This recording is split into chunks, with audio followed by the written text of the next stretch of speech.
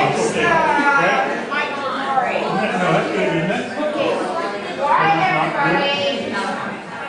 Louder. My professor. There. And not from the electoral college. As though what I have to say is worth hearing. Talked to Maggie a couple of nights ago, and she asked if I would come and sort of MC.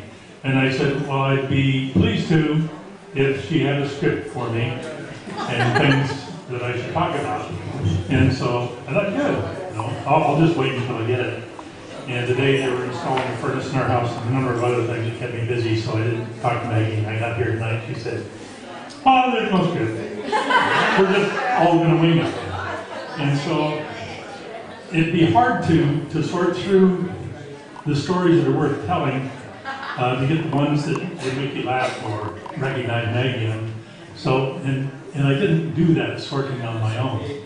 But my first recollection of knowing Maggie in politics, she probably did a lot of politics before that, but this was 1988, in which I think it was, I'm not sure who had the idea, but I believe it was led by Gene Hogan and maybe Damani Johnson, and said, let's get a rainbow coalition going in Whatcom County. And we had our first meeting, put out an announcement, I don't recall how, saying anyone interested in forming a rainbow coalition in Whatcom County to support Jesse Jackson's presidency, show up at the Labor Temple, and there were like 60 people, or 55, showed up that first night. Of course, Maggie was one of them. And Maggie carried the rainbow for a long time after that. Maggie solidified our ties, along with several other people, but mainly led by Maggie with the Washington State Rainbow Coalition, in which there were some big fights that we had with the National Rainbow Coalition because they wanted us to have our people appointed by them. We said, no, we're grassroots, we won't go for that. And so we were at a standoff with them for a long time, but we had a pretty vital Washington State Rainbow Coalition. And relationships between Whatcom County and Skagit County Rainbow Coalition, those were links that were solidified primarily by Maggie as well. After that, as Democratic national conventions would come along, one thing you could count on seeing, you're just watching NBC or ABC or whatever channels were that we had in those days, one thing you could count on seeing on your screen during the coverage of the convention was Maggie. Carrying this big rainbow banner, with blonde hair, and laughing, and jumping, and shouting and cheering. And but I think that Maggie had some experiences before that at national conventions. I'm going to ask her to come up and tell one of them of the demonstration that she led. Oh, yeah. And I lost my cane about 5 hours ago, everybody. So. Yay! Don't need it anymore.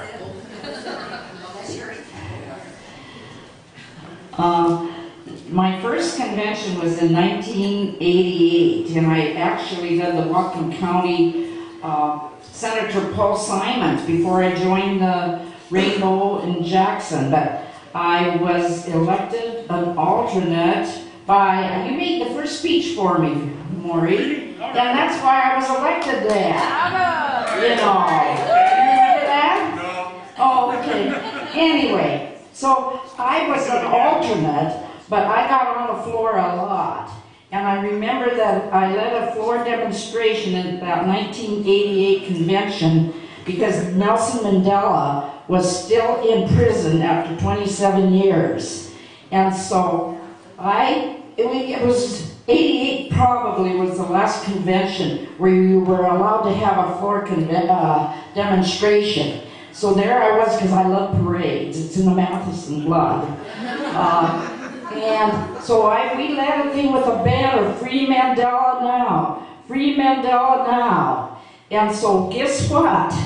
By the time I went to the 1992 convention, but then in the inauguration in 1993, Nelson Mandela was out of prison, and his first visit to the United States because of my rainbow and labor and social justice, I was invited with 200 people to lunch with Nelson Mandela. But the thing is, I was the only one there that wasn't really a big wig with big bucks, you know. And as the corporate bigwigs got in and gave their $25,000, there's nobody like Jesse Jackson that knows how to raise money. He knows. But I sat there with Arabian princes, or queens, I don't know what they were, in their white robes, and they would go down and put their check in. Well, I still have the check that I wrote for the American, the African, what's it called? All right.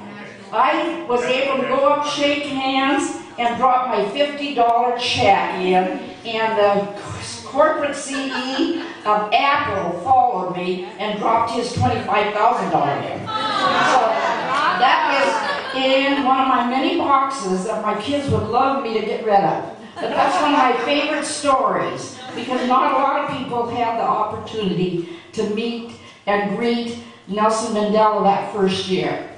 So now I'll give it back to Maureen. Thank you, Maggie.